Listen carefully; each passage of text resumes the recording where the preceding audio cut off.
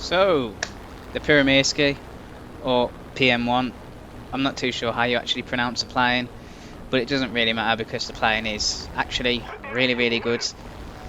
You'll see me here start to take a dive on a Spitfire, and I will 0% throttle it because this thing does turn into quite the brick once you get past 600 kilometers an hour. The further into the dive you get, the more it does compress. But you'll see me take a few shots here at the Spitfire, and as they do land, do set him on fire, and shortly after get a critical hit, which normally means that something important's fell off or the engine's died, so I do believe that he will go down. So I'll go vertical just in case that M6 decides to pull up for me. He doesn't, so I do just dive down. In the meantime, the Spitfire does go down, but you will see here I pop my combat flaps out just because I thought I was going to hit the ground, and unfortunately I have to sacrifice one of my flaps there to save my plane. But just as I do turn in, see the next Zero coming towards me, so I do pop a few shots off and I do only just get a hit, and I go to loop up and extend a bit, but notice that he's not coming in for me, so turn round to try and get a few shots on him. He's going straight and that thing's never going to outspeed this plane, so what I will do is take a few shots and, would you believe it, set another fire. This thing is amazing at setting fires. Get a few extra hits in there just for good measure. He will go down. I do have to pull off because I've got the TAR 154 on my tail. So I would like to start fighting with him, however as you can see there are multiple people behind me. So at the minute I'm just starting a bit of a scissors, trying to make it as hard as possible for him to get his guns on. Try and pull him for a shot there, but I just have to leap over his nose so he doesn't get his guns on target, because let's face it, you don't really want to get hit by that thing. Take a few shots at an AI target as I'm flying by just cheekily. Did get a critical hit on it, but you'll see later I just get an assist for that, I don't actually get the kill. But you will see me extend for a little while, and it's not that this plane's super fast or anything, it's just that the majority, well, I've got a Key 61 behind me which I don't think will outspeed me, and a F6C and a TAR 154. In the meantime you do see me get my second kill there, and that was on the Zero that I set on fire earlier. Quite surprised that he did manage to last that long, in all honesty.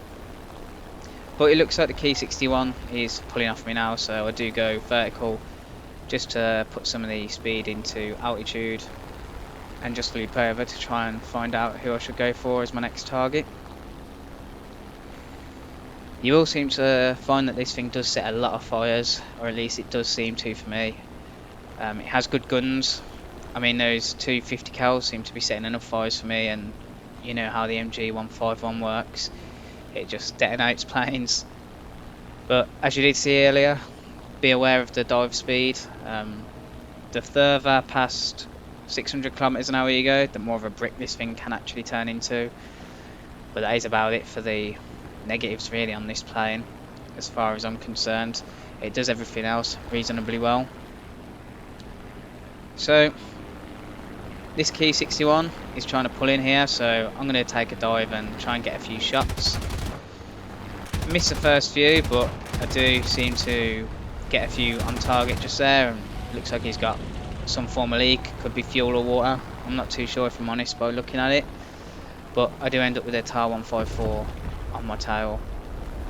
I do try and extend, but I notice that he is slowly but surely going to catch up to me. He does have more airspeed, so I do try and turn around, and I'm just going to try and make it as hard as possible for him to get his guns on here whilst picking up some speed in a dive. Turn round and then pull into him as tight as I can, just so he can't pull up to get his guns on here. And because he was going a lot faster than me, I do know that eventually he will end up in front of me, and this plane does turn a lot tighter than the TAR 154 does. So I'm just trying to get my guns on target now, as there's nobody else on my tail. So he pulls up, making it a tiny bit easier for me to get a shot, but I do miss. And as he just goes into the vertical, you see me take a few shots, get a crit, and then just keep tapping him down and it completely, well, rips his plane in half. Now what I will do is I will return to the base, as I do only have 8 cannon rounds left and 156 MG. But I will meet you when we're back in the skies for our next engagement. So, back in the sky, and you can see the F6C here, who will be my next target. In the meantime, whilst landing, the Key 61 did go down, which gave me my 4th kill. After that thing lost its water, in my experience it does overheat quite bad anyway, so pretty sure he overheated and his engine died before he could get to the runway. But what I'm doing here is I'm just trying to pick up some speed, trying to get the F6C to overshoot and pulling towards him, giving him less time to get his guns on target.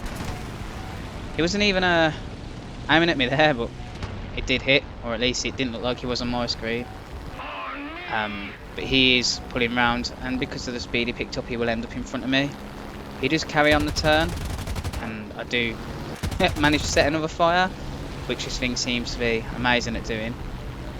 And whilst I've got one of his wings on fire, I do try and cement the kill here, but just by shooting him some more. And once again, would you believe it, set the other wing on fire. Pretty sure he's not going to survive at this point, but I do loop up and over to set up for another pass, but he does hit the ground, and that is kill number 5. That is all for this game. If you did enjoy it, please do like, comment and subscribe, but I will show you the rewards as always. And that's all from me. Over and out.